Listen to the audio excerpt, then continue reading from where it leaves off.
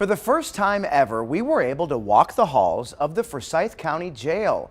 We saw what happens with fewer detention officers patrolling the facility. WFMY News 2's Amber Lake learned how the county is trying to keep its workers safe and the building secure.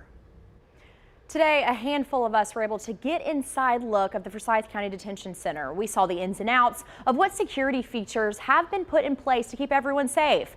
And we also learned just how dire the need for detention officers really is. Inside the Forsyth County Detention Center. I wanted you to come inside so you could see. 756 people behind bars.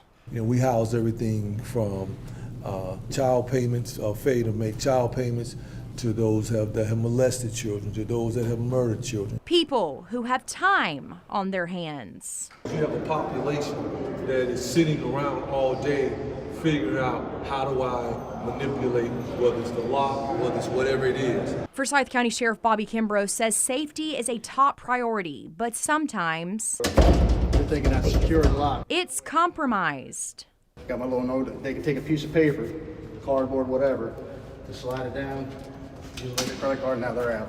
Out of 250 detention officer positions in the county, 101 are vacant. The men and women, what you see coming, moving about, they're doing a job that very few people want to do, and to be honest with you, very few people have the courage to do. That's why changes are being made, like a new lock system. But we have a team going around checking the guts of the lock, making sure they're clean.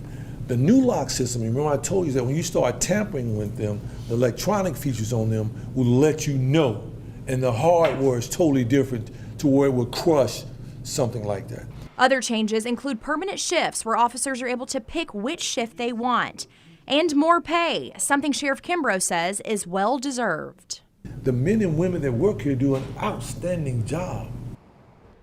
Again, the need for detention officers is great. That's why since 2019, the pay has been raised to a starting salary of nearly $50,000.